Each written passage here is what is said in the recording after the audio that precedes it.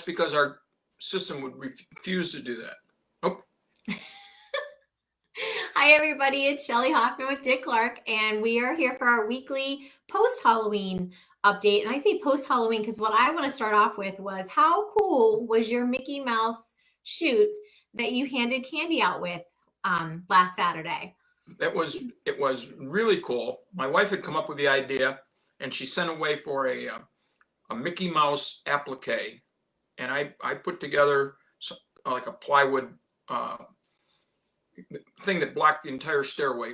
The idea was to try not to let the kids get too close to me and vice versa. Mm-hmm. And so we put this Mickey Mouse thing on, and then we cut the hole somewhere just above where one of his hands was. So it looked like he was kind of carrying it. Yep. And we had other decoration. We had some balloons. Pam Milak must have had a birthday party for somebody, had extra balloons left over, and anybody want them? And Linda said, yeah, I'll take them. So we tied it onto the other side of Mickey, and we had lights on the posts. We had ghosts hanging. We never decorate for Halloween, but we figured this was a special time. So we had the post that stuck out about, I would say 2 to 3 feet out from the plywood. So the kids didn't really have to get too close to that even. So we had an orange cloth hanging in the doorway so they couldn't see me.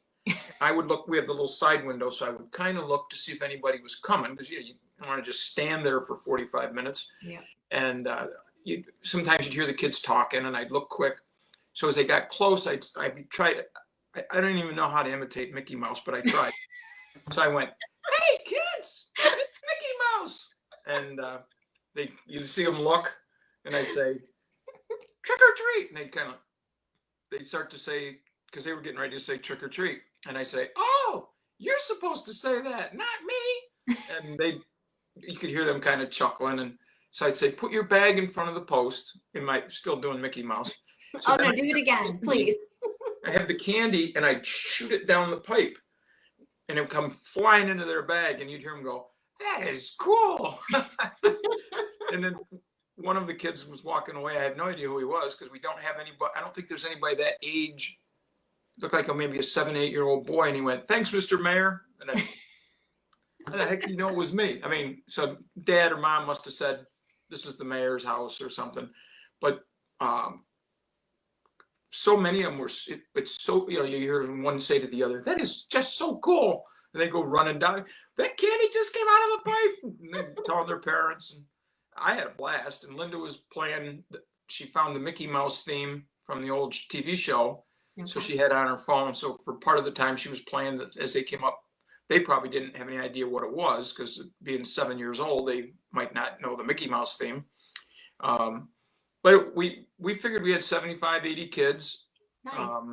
Everybody was so gracious. I mean, because we had like a mixture of candy, and some of them were these little flat packages that had a couple pieces of licorice in them, and they weren't very heavy. So I'd have that and like a Tootsie Roll and a sucker. So each kid got maybe 3 things. Okay. So I'd throw it. Well, the one thing would stop about 2/3 of the way down. I'd say, hold on, I got more. Don't go anywhere. So then I'd take a Tootsie Roll and, throw it down, and would hit that thing, and it would come flying into their bag, and they'd go, that is so cool. So we got a lot of fun out of it. I said to Linda, I don't know who had more fun, me or the kids. Yeah. And she had a lot of fun, buying the stuff, and we kind of worked together. I drilled the holes, and she set Mickey on there just right, so everything lined up perfectly. And so it was a nice combo effort. I said it's really nice when she had a good plan, but a lot of times you can't carry it out. But it was almost like exactly the way we drew it up, and with her leadership and my putting the plywood pieces together. And so we'll probably do something like that again next year. We might get a different character, but it really was so much fun. And we heard that other people use that type of thing, where they had a pipe, but most of them stood next to the pipe. So the kids were at the other end, and they went, okay, here it comes. And this one was, you could just tell kids were looking around like, where is this person? And we have a family that used to come every year. I don't know if you know Suzanne Ellis. I She do. Yes. used to work at the paper, and her grandkids live in the Jordan Elbridge School District over in the Memphis area, and they would come over this way every year. And their mother, Barb, would really get them great. One year they came as 4 aces and uh, these big cardboard things, and holes for their eyes, and a big ace on all 4 suits. And they took these 2 kids show up looking like cows. They're white with these black spots all over. And I said, oh, we got a couple of cows. And I hear, is that you, Clarky? And I said, and I kind of looked around and I said, yep. And she goes, Sue's grandkids. I said, oh, I wondered if you guys were going to still come around, because she's a senior in high school.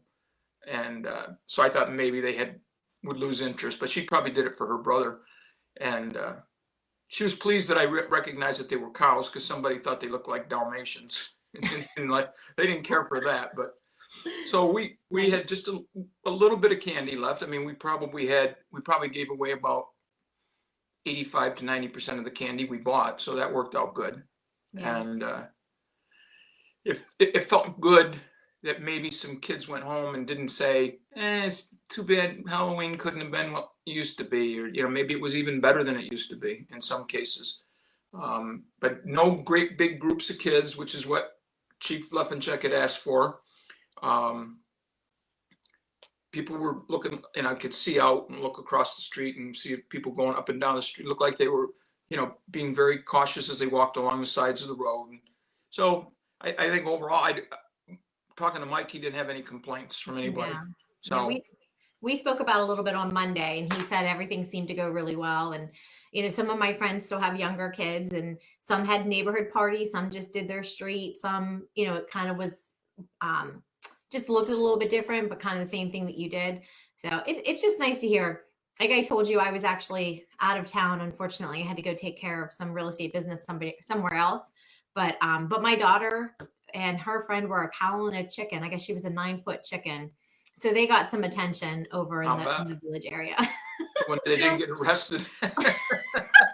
Mike did say that, or Chief did say that he was going to check reports for cows and chickens creating some havoc around the area. But so I want to make an announcement. Kind of a surprise. I did talk to the chief yesterday and got his okay. One of the mayors had started a questionnaire around to all the other mayors saying, are you doing anything for Christmas? We know we can't have parades and we can't have big tree lightings, but are you trying to do anything? So one of them has a nice setup at their village hall where they have a big parking lot. So they're going to have a drive up movie. Oh. And then light the tree or something, maybe in the other order, light the tree. And then people would sit in their car and watch a movie on the side of the building or something. So I was thinking about it a little bit, and I said, I heard a promotion for lights on the lake. I said, what if we light up the village? Oh. Ask everybody who normally decorates to do a little bit more. I mean, if you have 2 or 3 trees in your front and you put lights on them, maybe put some lights on a tree in the side yard and make it a little more spectacular. Or if you normally just put a wreath up, maybe put a lit wreath up. Maybe you got some blow up characters, Frosty the Snowman or Rudolph the Red-Nosed Reindeer that you put up for your kids, but now they're too old and they don't care about it. Yeah. Maybe put them out and blow them up, so that what we could do was then encourage people in the village to just get in their car one night and ride around and see all the lights. I mean, that's something my wife and I do almost every year. We go out 370 to some of the developments out there. We go up to Seneca Estates, drive down through there just to see how people decorate. And I thought, there's going to be a lot of people who normally go somewhere on Thanksgiving or have somebody come on Thanksgiving from their families aren't going to be able to do it with all the quarantining restrictions and so on. People are going to be stuck at home, which isn't horrible, but it isn't what they're used to. Right.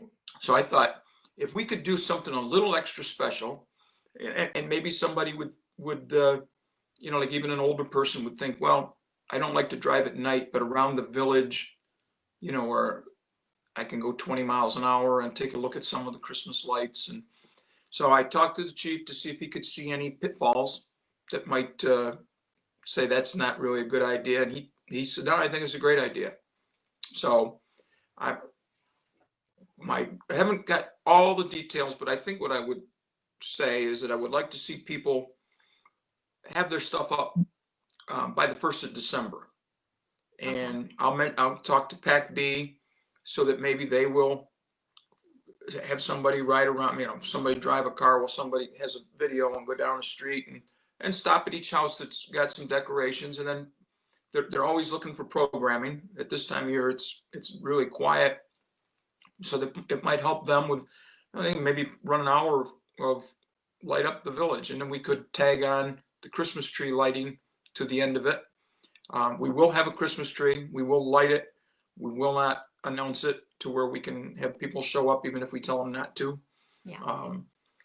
But then the tree will be there so people can, when they're riding around the village, they can then go see the tree.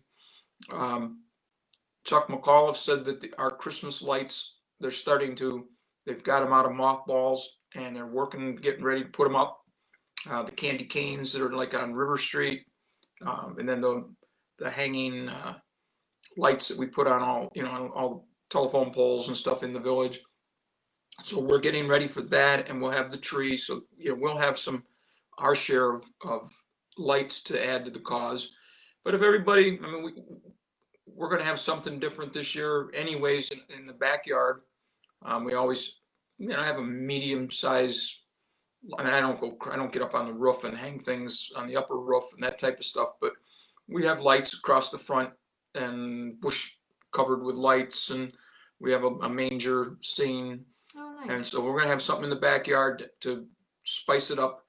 And I think it'll be visible from both our street and probably from Smoky Hollow as people drive by at night. We'll see it, through the yards.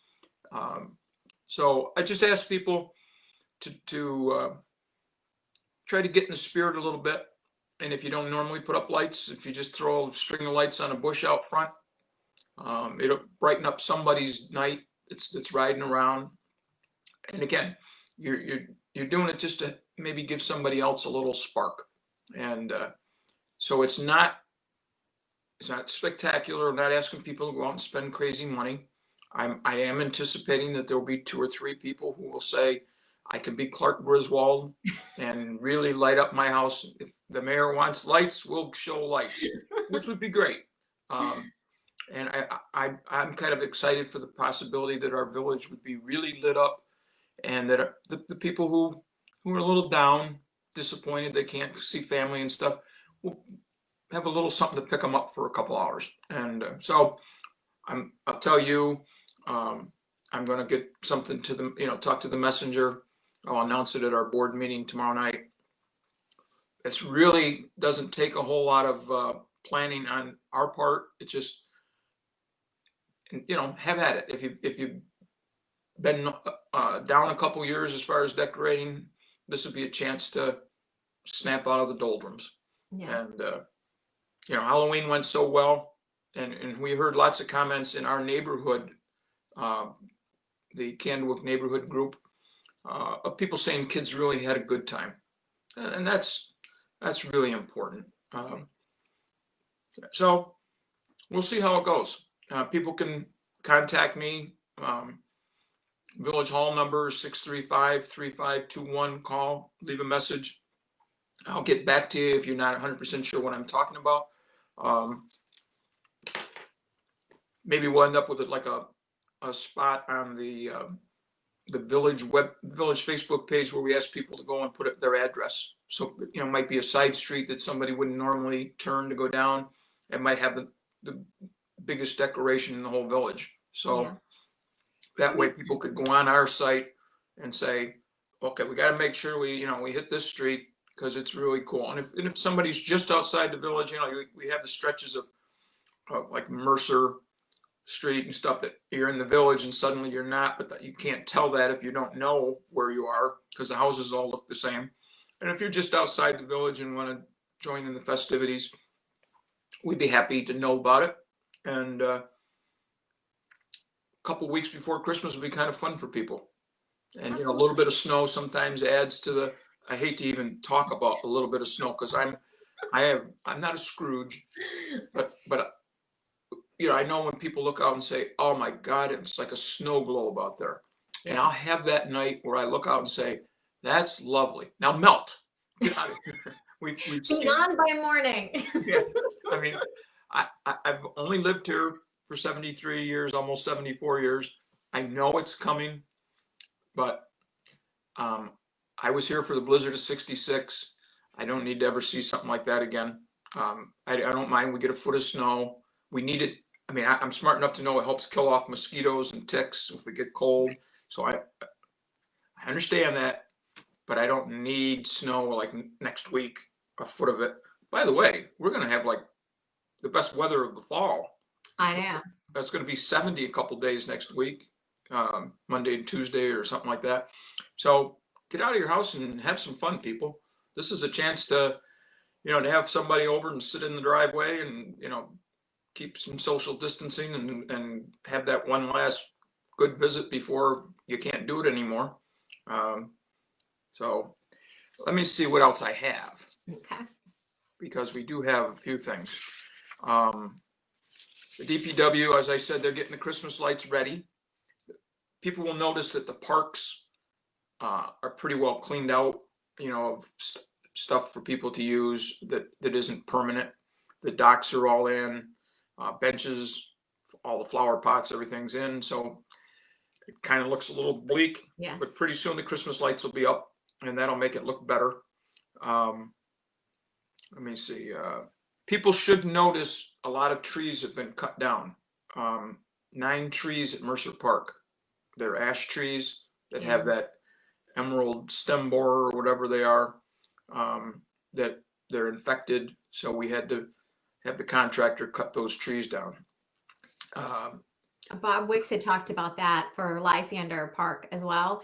Are you going to replace the trees, or are they just? You know, our plan would be some tree replacement, kind of get through this COVID thing and find out, you know, where our budget is as far as how many we can include. But there's going to be some coming down in Community Park too. Surprising how many ash trees we have on village property. So people will notice that when there's suddenly some vacancies in the skyline, and just that's why we didn't just arbitrarily go in and cut trees down. They were, we've been asked to by, you know, the DEC and to just, you know, get rid of the infected trees and try to prevent all of them from being infected. Because I guess there are some that have survived that haven't gotten the blight, so to speak. You'll probably notice a crew up on Mott Road and Route 48 replacing a fire hydrant. And when they were doing all the inspections, they found one that was leaking and couldn't be fixed. So a new fire hydrant going in up there. Brush is almost a full-time job right now, as people would expect with all the leaves and so on. As Chuck said, you might not get somebody on the day you expect. I mean, they may pick you up on Monday. You may not get picked up till Tuesday or Wednesday because there's so much that they're just, you know, it used to be they could sweep up and down through neighborhoods and do a couple neighborhoods a day. And last week, I guess they were in Candlewick for the whole day. There were so many leaves and stuff to pick up. So they'll get done. Please, I ask this 100 times, and I know it sounds like a broken record, but don't put them in the road. I know people don't want to ruin their lawn by having a pile of leaves sit there for 6 weeks and have a big bare spot. But if they come on Monday or Tuesday, if you put them out there on Sunday, for instance, it's not going to kill your grass in 2 days, particularly when it's not 95 degrees and glaring sun. So think about the people who have to drive on your streets. Think about the kids who walk on your streets. And you put those big piles of leaves that go out 3 or 4 feet into the street. You've made a 2-lane street, a tight 2-lane street into a 1-lane street. Right. And, you know, school buses may be going up and down some of those streets.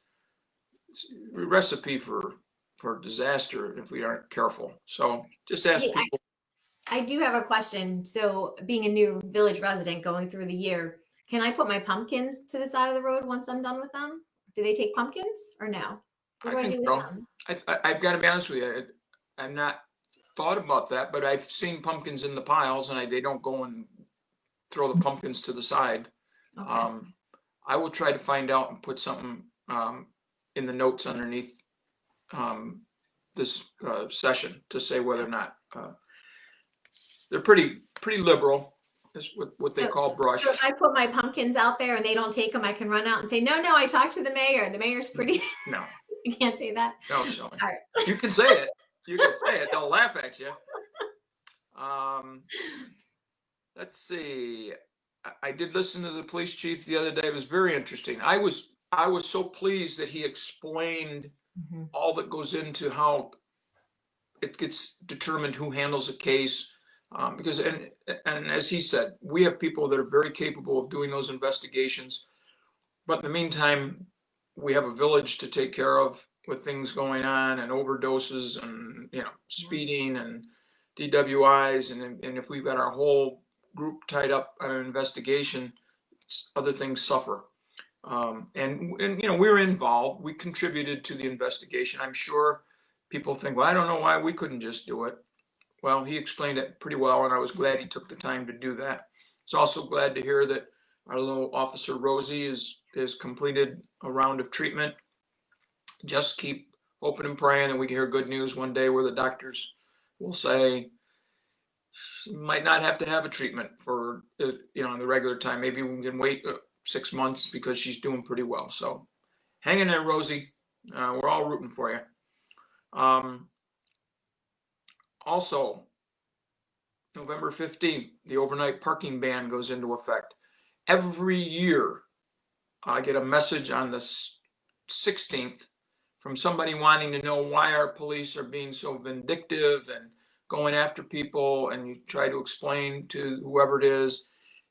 We're starting on the 15th. We don't expect snow, that day, but soon enough there will be. And then if we start trying to get people off the street, it may be a problem. And Mike explained that well too. So people on the 15th, just know you cannot park in the street. And there are people in this village who don't have driveways because the houses were built so close together, or they have a driveway for one car and they have two cars. So they have to find places to park. That's kind of your responsibility to figure it out, whether you ask a neighbor if you can use a driveway. If you're close enough to a municipal lot, there is parking there, but we also have odd even parking in the municipal lots, so that one area doesn't get built up with heavy snow. So it's a pain for a few people every year. They don't hear about it. If you've lived here for any amount of time, you may have gotten a warning early on. You shouldn't be getting a ticket, according to the chief, and that's kind of the understanding over the years is give you a little warning. But if it started to snow, like on the 17th or 18th point, and I know the chief reminded people about locking doors, but reminded people also don't go out and start your car up with a key and leave it running with the doors unlocked and wonder why your car's not there when you go out to go to work. If you have two sets of keys, you can start your car. One of my vehicles, our vehicles, has a remote starter and the other one doesn't. Our van does not. So I go out and start it, and I have let it run and come back inside to get something. But now what I would do, I think, is get the other set of keys and make sure the doors are locked while it's running, so I know I can still get in. Nothing like having to call and ask for somebody to come and unlock your car that's running because you locked the door, even you knew you were doing it. So be careful. There's a lot of people looking to take advantage of every slip up you make. Right. I checked with codes. Greg is still very busy. Conifer is really starting to progress with their upgrades. They had come in and had new owners, and they're going to redo the outside of all the buildings. They're doing new appliances, and they're going to add on to the community room and make it a bigger room. And so that's keeping Greg a little busy, which is nice. And they're also going to convert 10 of their first floor units into ADA compliant. People who have to have wider doorways and probably lower cupboards and things like that. Yeah. So that's nice to know. There's a lot of people over there who could probably use an ADA compliant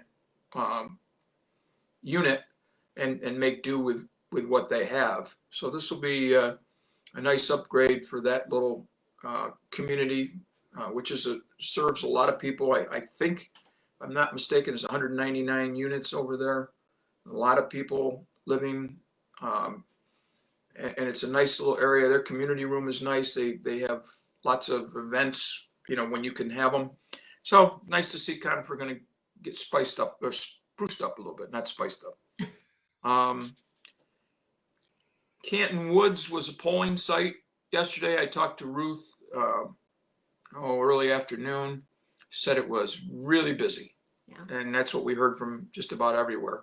Yep. Lots of people coming in to vote, which put off any activities in the building yesterday. But saw a lot of old friends, seniors who hadn't been around much since the virus hit, but that's their voting place. And a little hard to recognize some of them with masks, but they were taking people's temperatures and that type of stuff. I try not to. Somebody said to me, we always have a lot about Canton Woods, but that's an area that was very quiet for quite a bit of time, and now they really are picking up.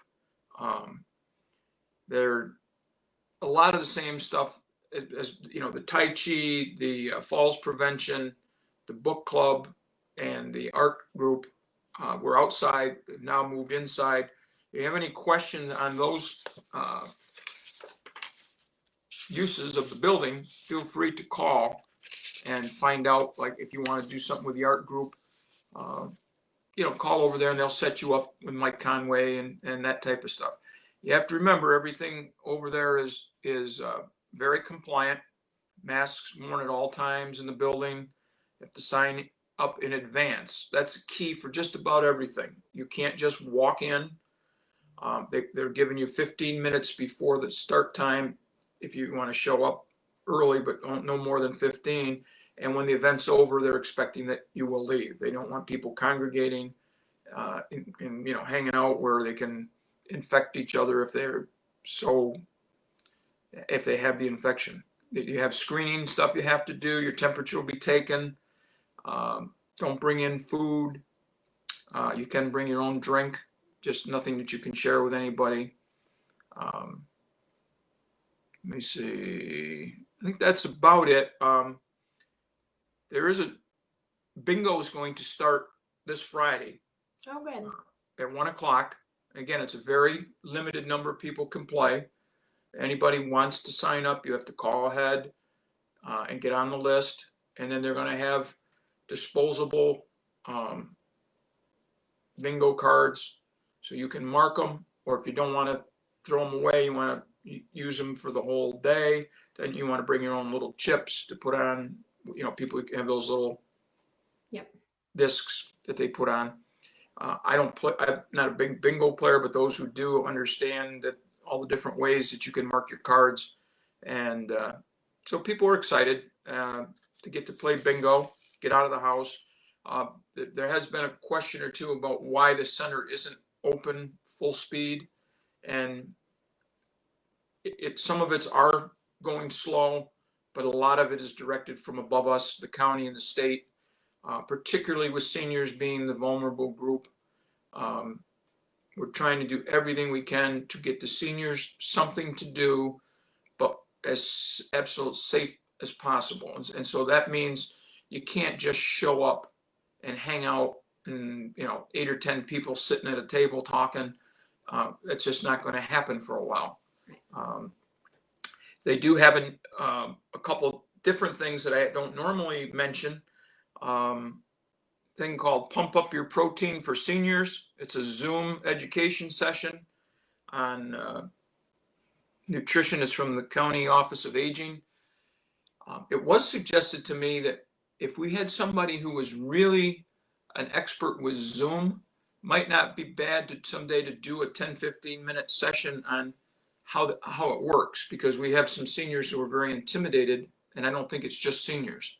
Yeah. The idea of getting involved in Zoom is like, oh, I can't do that.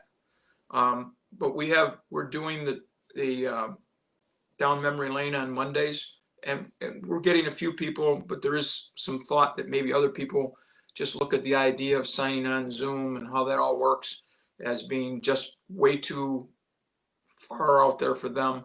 And it might be some simple ways if there's anybody out there who's an expert on explaining the Zoom stuff, maybe you can get together with Shelly and we can do a Zoom into Zoom or something. There is going to be a puzzle exchange. A lot of people have been doing jigsaw puzzles throughout this. Now with the weather keeping people inside more, I'm guessing they'll be back to doing more puzzles. So on November 9th from 1 to 3, they'll have puzzles organized by size. And I'm guessing, number of pieces and how big, and then you can come and get a puzzle or two. And if you have puzzles that you've done that you would like to exchange, that will work. So again, check with the center, 638-4536. There's a yarn giveaway on the 16th of November from 1 to 3 to be organized on tables. You need to call ahead and book a time when you can come in. So they're not just going to let everybody wander in and go through, and you'll be the only one for like 10 minutes and get to pick up a little bit of yarn for yourself. And that they're hoping, this is the craft group is involved with this, and they're hoping that people will make things that can be donated to the veterans, a lap robe, a shoulder robe type thing, gloves, a hat type thing, that somebody who, I think they use them as Christmas gifts for seniors and people in senior homes. They always have a birthday party over there for people who are 85 and older. Obviously, they're not having that this year, but they are having a drive-through celebration.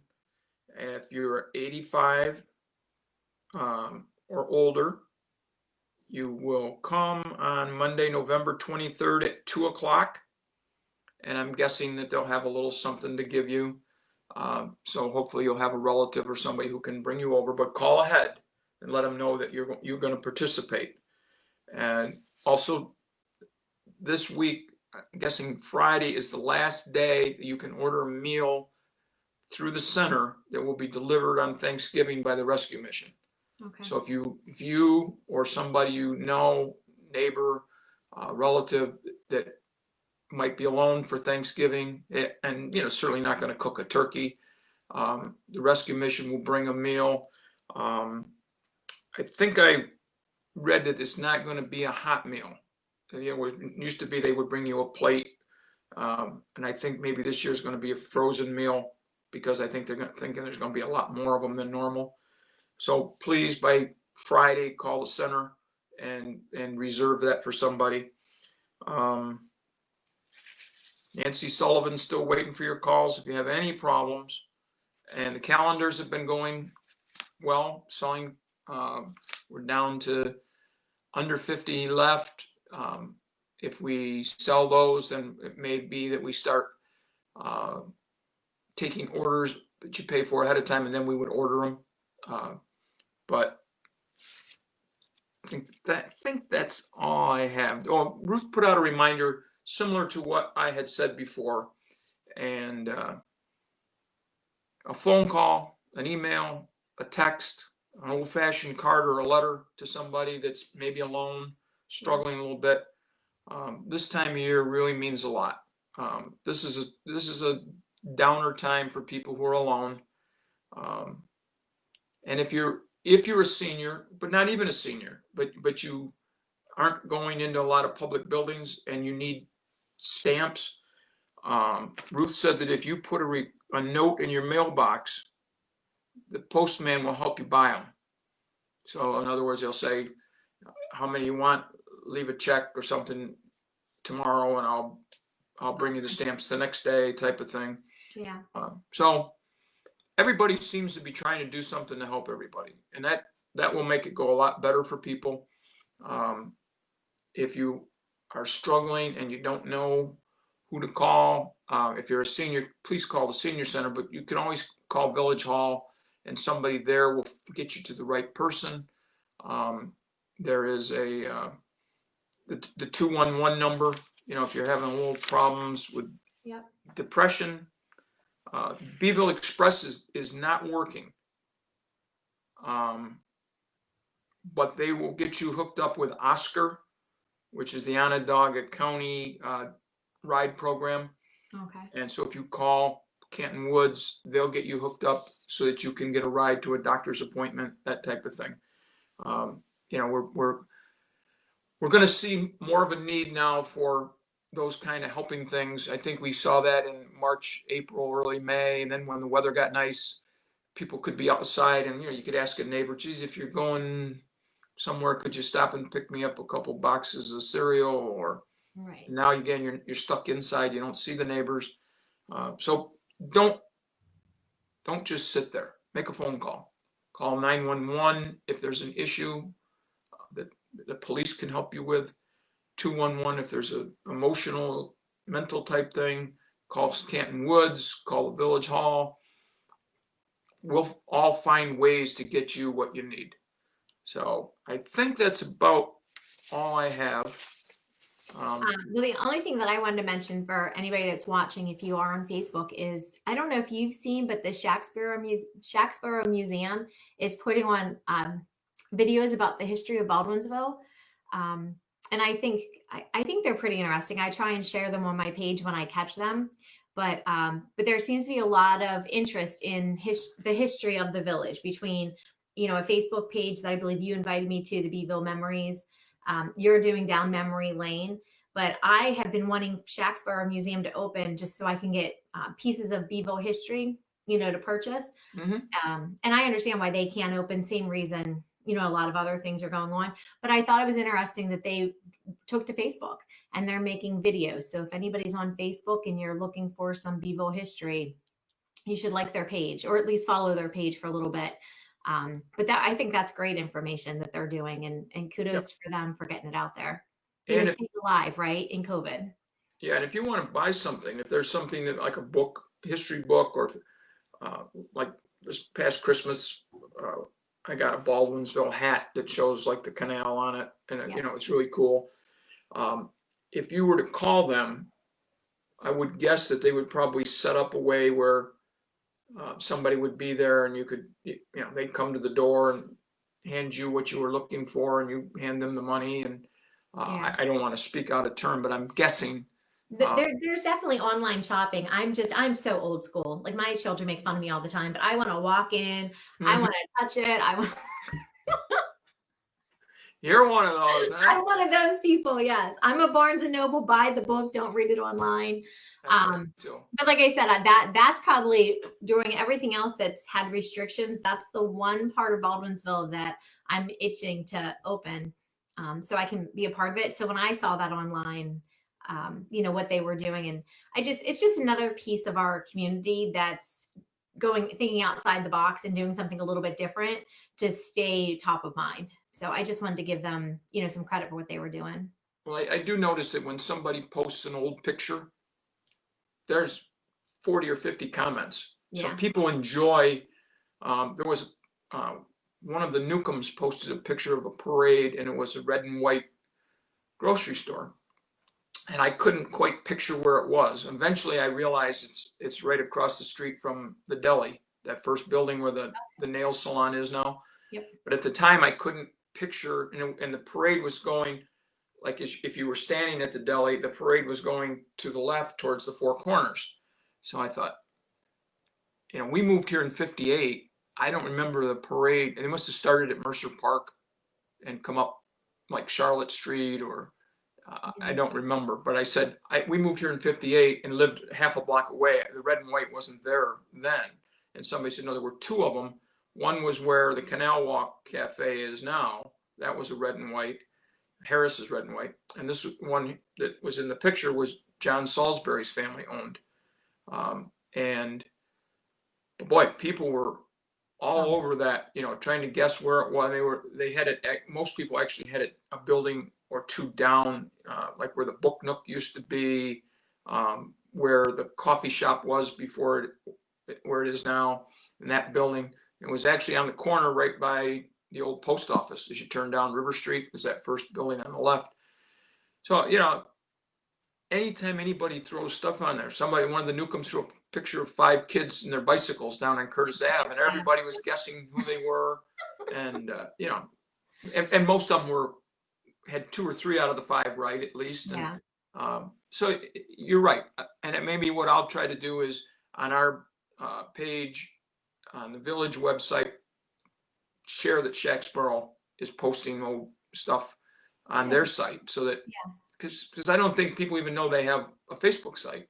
And I'll put it on the Canton Woods senior activities site, because those people all love that kind of stuff. A lot of them grew up here, and some of them that didn't, but like the history stuff. So yeah, I think all that stuff just helps make time go a little faster. The election sure made time go fast last night. We really don't know much more than we knew before that started, but at least it seemed to be everything. We watched a couple different stations, and it seemed pretty civil. I'm not sure it's going to stay that way, but I don't know about you, but I'm done with watching ads for the election.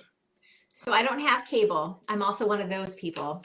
So I haven't seen any political ads. I haven't, what I see on Facebook, and I can pick and choose what I see and what comes through the mail. But I will tell you on a personal note, my son, who, we've talked about before, is at University of Niagara. Him and I talked 3 times yesterday for about an hour each time. And just getting his perspective, he's kind of down the middle. He's interested in how it works more so than what was happening. Mm-hmm. So it's just, in my world, it's just another way to bond with my 18-year-old son. And as anybody that has a mom of a teenage son, that you look for any way to bond with that child. So he's sending me updates as we're talking, but the updates are far and few in between, because there's not much happening right now.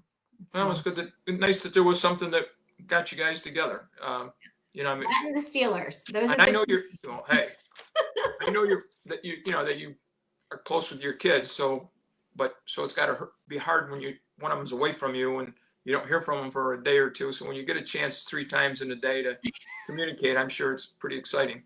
You take it. Linda had sent out messages to all the grandkids, asking the ones that are 18 if they had voted, and almost all of them had already voted. And so that was nice to hear. Yeah. And on Facebook, I'm sure you saw it too. So many families posted first time voting with whether it was their 18, 19, because the presidential election only comes around so often. So that was kind of nice. Again, Jordan wasn't here to be at the library to actually walk in and vote, but you have the write-ins and things like that. But well, I appreciate your time as always. I don't know how we managed to talk for about 45 minutes most Wednesdays, but because we're both very shy. I can't wait till next year. I will be honest. I will not travel on Halloween next year, just so I can come to your house and videotape whatever voice character you choose to do. You always have to make sure I know it's you, because that might give you an extra Tootsie Roll or something. Oh, nice. Well, thank you, Mayor. Enjoy the rest of your day. Okay, Shelley. Bye-bye. Bye.